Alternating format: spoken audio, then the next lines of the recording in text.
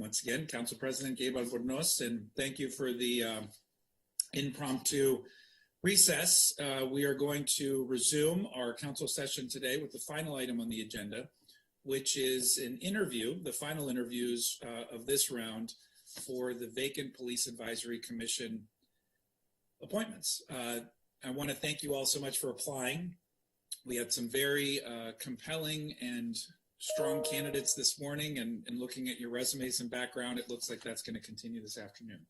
So I have 4 questions that I will be asking of both of you, and we're going to do this in alphabetical order, and upon completion of those questions, I will then turn it over to my colleagues to ask questions themselves.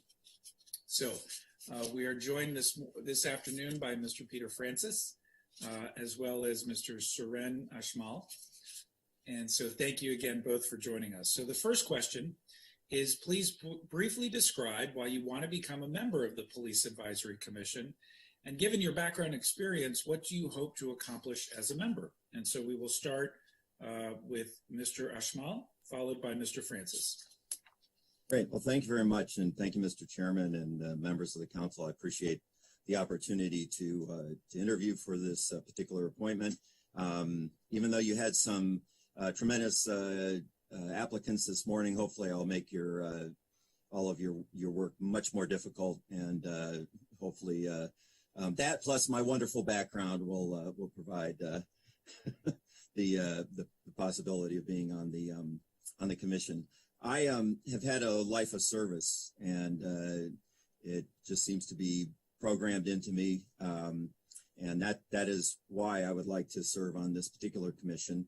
One of the reasons I have a strong interest in where I live and how we live, and all of the governmental entities that compose of that. So that is kind of the overarching reason. My background is very wide.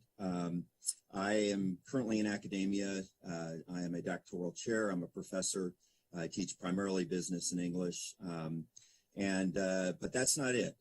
My life has also included 22 years as an officer in the Marine Corps. I retired after 22 years on active duty back in 2009. And also in business here in Montgomery County, primarily in the Silver Spring area.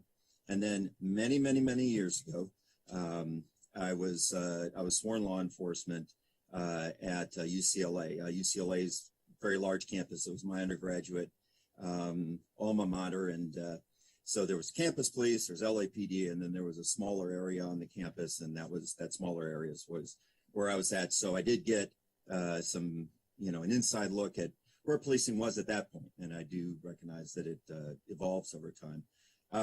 So given those really wide set of experiences, I hope that I would bring that to the commission, be able to provide not just a citizen's view, but hopefully the small little time period where I was sworn law enforcement, and also an academic view if that is particularly appropriate.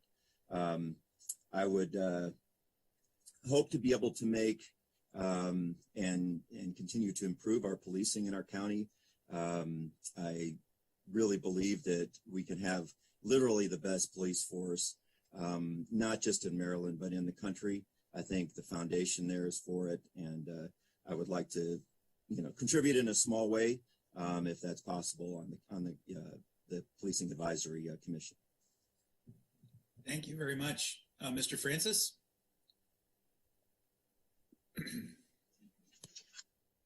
Hi there. Thank you so much for for interviewing me today and giving me the opportunity. I would really like to join this commission because I'm a lifelong resident of Montgomery County. I'm a business owner in Montgomery County, and I have many friends and family who either work in the criminal justice system or are police officers in Montgomery County or other states. I've been pretty involved in the Black Lives Matter movement, and mainly when George Floyd was murdered in 2020. And started to learn a lot more about policing issues in our country, and educated myself on a lot of it, and heard about this commission and started attending meetings regularly. and really felt that I had some ideas or could help the commission in various ways due to my background as being an entrepreneur, as well as being maybe on the younger side of knowing kind of maybe how to get different types of outreach or and involvement on that side. I have a lot of time and flexibility in my schedule because I do own my business. And I think that I can help the commission. I know a lot of them work pretty stressful jobs and or at least many hours. And there's a lot of talks in the meetings of not having a lot of time to meet or do work outside of the meetings. And I think that I do have the time and the energy and capacity to do a lot of work outside of the meetings. Since July of 2020, I've been running a weekly anti-racist group. It's been focused on education as well as taking some action. And I think we can incorporate a lot of what I've been doing in that group, as well as kind of, and we've been taking a lot of what the PAC has been doing and kind of helping to support them. But I think that I have a lot of what it takes to be a commissioner on this meeting, on this commission, and a lot of energy and passion towards the cause. Thank you both. The next question is, please explain your understanding of the role of the Police Advisory Committee and how it serves the Montgomery County Council. Mr. Ushmo. Sure, thank you. You know, I have followed the creation of this commission. I do know it was established by the Montgomery County Code 35-6. And the mission is to advise the council on policing matters, legislation, best policing practices, to engage in public education, to do outreach, to have at least one public forum, and then of course on the administrative side to provide a report. But I think providing that advice and gathering all of the opinions and points of view so that the council is aware of that, then would embody what I believe was intended by the county code. Mr. Francis. My understanding of the commission, like Soren said, is to provide the council with information, with reports of policing matters that are happening in the county, how it's going about, and then maybe offer some recommendations on how it could potentially change. What are some policies that may need some revising or tweaking, or new policies to be written to make policing more efficient in our county. Great. The next question is, how would you position the commission to work on racial equity and social justice issues? Sure, thank you. And along with the commission and its members, if I'm selected, I'd like to see the commission continue to move forward, not only in the areas of best policing practices, but also in addressing some of the areas that I think can be a practical way to address the racial equity and social justice. We have a huge shortage of police officers right now, and that's going to grow exponentially here in the next 2 to 3 years. I believe in 1 year it's going to become even dramatic from what I've heard. So I believe that there's a way for the commission to help with the recruitment of potential officers and police transfers of color. And I think, the talking is good, the understanding is essential, but I would hope that there's practical application that the commission could achieve. And I believe just helping with the recruitment efforts is one way. The education on both sides of the police force and among the citizenry on what issues each of those groups perceives exist in the county, and creating some understanding and some ways to resolve those, I think, is equally important. Thank you. Peter? I believe the commission can help with, or I can help the commission put forth some racial equity initiatives by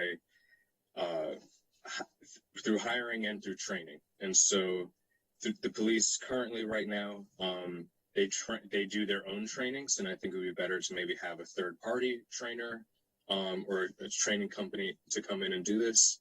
I think a lot of the hiring happens from within, and a lot of promotions come from within, and we could start to look more outward of hiring different people from different communities or different neighborhoods. I think hiring people from different backgrounds and different educational backgrounds would help. I think that the training aspect is an important one because, or not the training, but the call centers are run through the police department themselves. So if there's ever a complaint about the police, they go straight to the police themselves. And I think if we had other initiatives or other people doing that type of work who weren't maybe biased, we might see some changes happening. Terrific. The final question is just a pretty straightforward one, but we just want to confirm you understand the requirements of time, which are significant for this committee, for this commission, but given its important work, we can all understand why. But they do meet the third Monday of each month from 6:30 to 8 p.m. And there is a requirement for participation. And then there's a Police Citizens Academy that meets on Tuesday evenings from 7 to 9:30 p.m. And that training is over the course of 15 weeks. Just want to make sure you're aware of those requirements and that there are no issues with those requirements. Mr. Francis, why don't we start with you first? Definitely making the meetings. I already go to the meetings, so that would be no problem to continue doing that. And I meant to ask Sarah actually about the 15 weeks. I do have a few vacations scheduled this year, and I'm not sure if the sessions that I missed, can I just do that in the next cohort? Or do I have to make every single meeting? Every single police academy session. I think there is some discretion, so yeah. We'll confirm that. Okay, but either way, I should be able to make majority of I think I might miss like 3 for vacations. But I would definitely be able to make them up in a future session. Awesome. Thank you. Mr. Archmel? Yes, thank you. I definitely can make those meetings and any additional work that's part of the commission's agenda. I am a recent graduate of the Police Citizens Academy. I just finished up this last December. I didn't really know what to expect. But it was eye-opening, it was enlightening, and I was very impressed with what I saw there.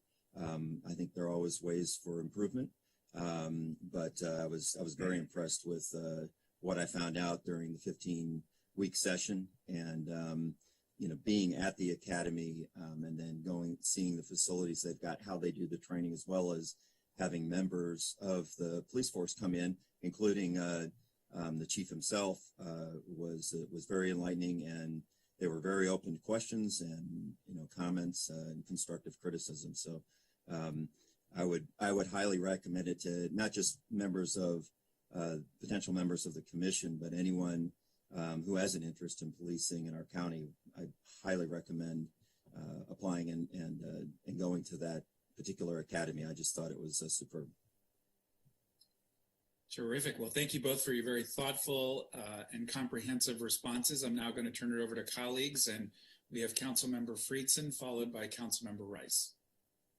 Thanks very much. Appreciate both of your interest and willingness in serving in this capacity. We've had an overwhelming number of terrific candidates and a really great conversation this morning and continued into the afternoon. So it really is great to see.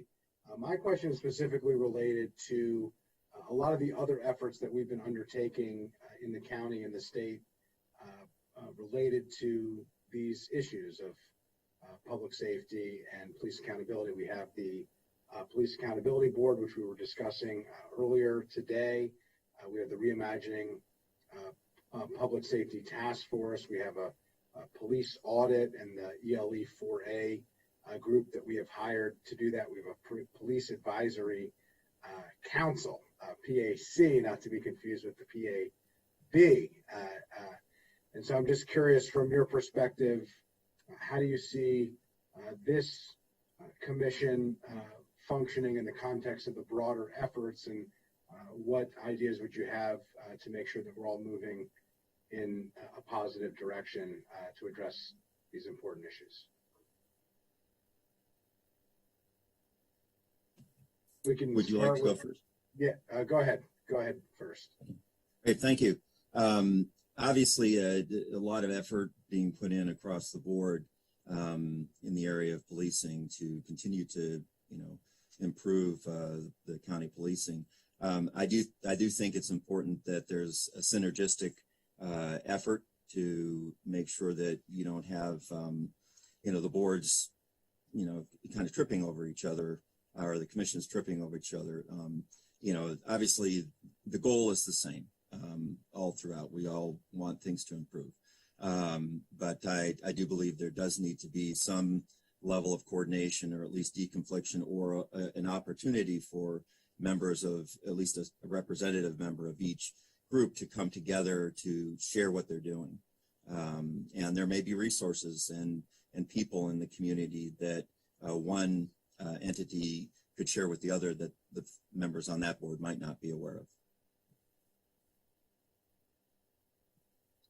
Great. Thank you both for those responses. Oh, Mr. Francis, did you want to? Yeah, were we supposed to both supposed to respond to that? Right. Yeah. I just found out about the policing advisory board, and a few weeks ago or maybe earlier this week in an email. And I read through it, and I think that's, they both do relatively similar things. But I think as long as there's a representative from both sides, maybe attending the meetings, maybe they cycle through them each meeting, just so that we're not, stepping on each other's toes and doing the same work, or missing what the other group is doing. I think that our commission would probably answer to the board. And so I think that as long as we can communicate well and attend each other's meetings, it'll be a good relationship. Great. Thank you both for that response. I'm going to go next to Councilmember Rice, followed by Chairman Katz. Councilmember Rice. Well, thank you very much, Mr. President, and thank you, Mr. Francis. Thank you, Mr. Ashmal, for your interest and your willingness to serve in this capacity. We really do appreciate it. And as you've heard, we've had some great responses from folks before, and so look forward to considering you in that same light. That being said, my question that I've asked all of the participants is, we've heard about the movement, Defund the Police. I'm curious to hear your stance when it comes to funding, when it comes to our police departments. And I guess we can go to Mr. Ashmal first. Hey, thank you. I don't believe the answer is to defund any entity if we want to improve it.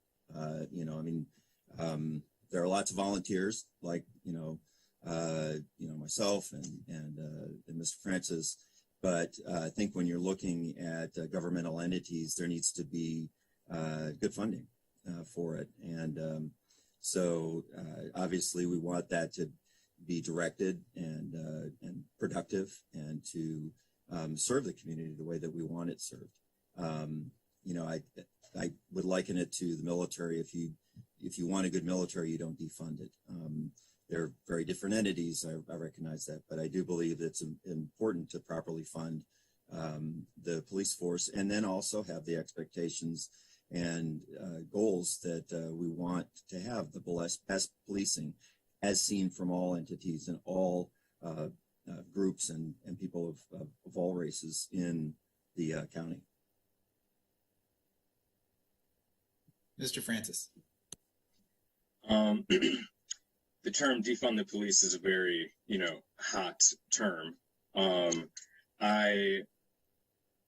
At face value, I think to defund or to reduce the funds but not just throw it away. I think if we reallocate some of them, that's in ways that still serve our community. And some examples would be right now, our Montgomery County Police Department, I forget where we're ranked in the country, but we are relatively high in the amount that we fund our police.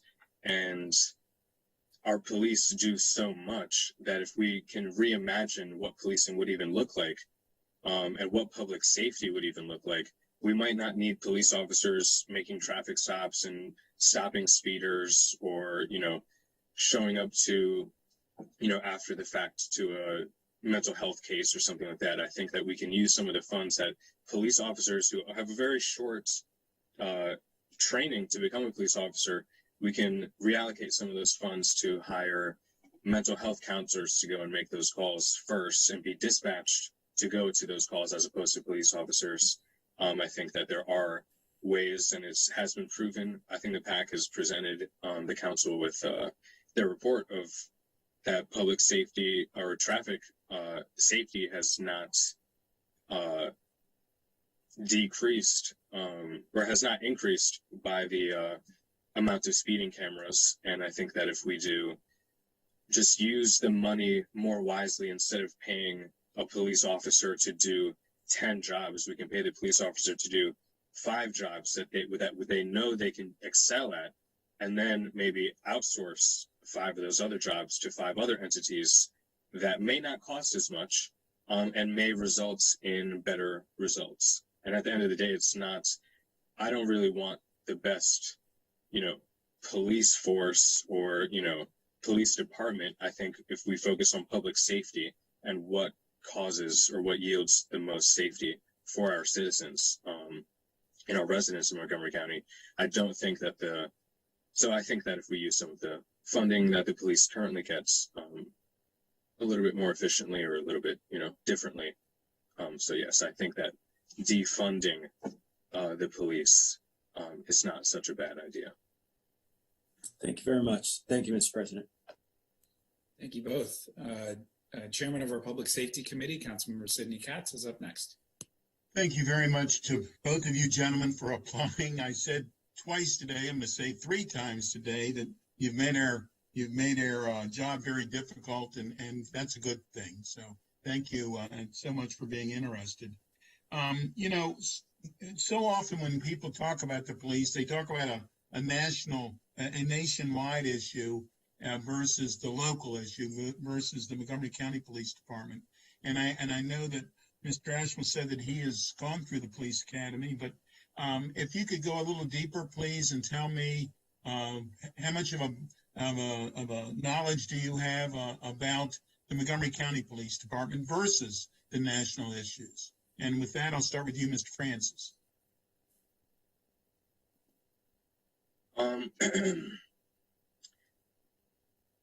I do know that the Montgomery County Police, I do know a few Montgomery County Police officers, and I think a lot of the issues that we face as a whole nation is the lack of training or the under-training of police officers, and that might mean we need different trainings or different trainers, or maybe giving those jobs to other professionals. But I personally know a few police officers and have been to court for traffic tickets. And in Montgomery County, there have been police officers that have made arrests in the past 5 years, or written tickets that were not meant to write tickets, like for texting and driving, which is a secondary offense, and they went to court and it got thrown out. And it kind of made the police officer look like she didn't know what she was doing, as well as arresting people and then searching their bodies and finding things after they were already in handcuffs. And it's just like, if police officers, I think there is a abuse of power that is happening nationwide as well as in Montgomery County. And some of it might be to lack of training or poor training. And so I think if we can address those root issues, and also maybe some bias of who becomes police officer, who passes the police academy, I think if we can address some of those issues, it would resolve, or at least help, a lot of the issues that we see in Montgomery County as well as in our whole country. Thank you. Mr. Ashmore. Yes, thank you. I think there are obviously larger issues in the country, but also having been through the academy, and then also having lived here in the county for a long time, there are issues and things that are happening nationally that are not happening here. I do think that's a credit to the training that the council has funded. The number of hours for a police officer in Montgomery County exceeds any other police force in Maryland. It's extremely high, and so can it be better? I think any amount of training can be better, but there's a number of hours that they go through at the academy, and then there's a whole training process that each of the officers goes through as they continue to progress in their career and are allowed to then progress. There are some issues that do affect Montgomery County, but I think it's important to distinguish between which issues are the issues here and which are the issues that luckily we don't have.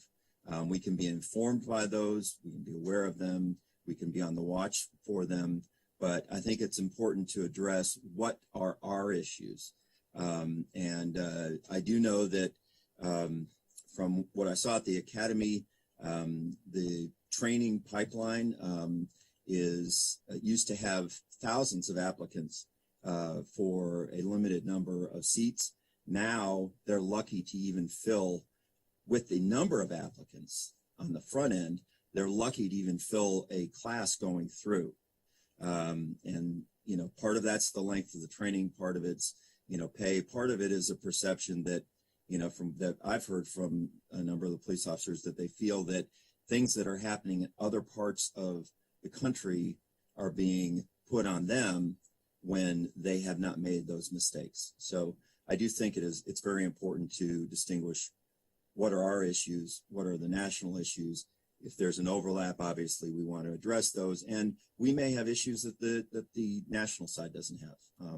And we would want to make our police force, and in my opinion, this is obviously where Mr. Francis and I differ, the best police force, because the best police force serves us, serves public safety, serves the community, keeps us safe. And so I would hope that we would stay focused on that and knowing what the difference is, rather than taking another police force's mistakes, and some of them horrible mistakes, and then overlaying them onto a police force here that has not made those mistakes. And I think in many ways is very well trained. The number of hours is significant that they get.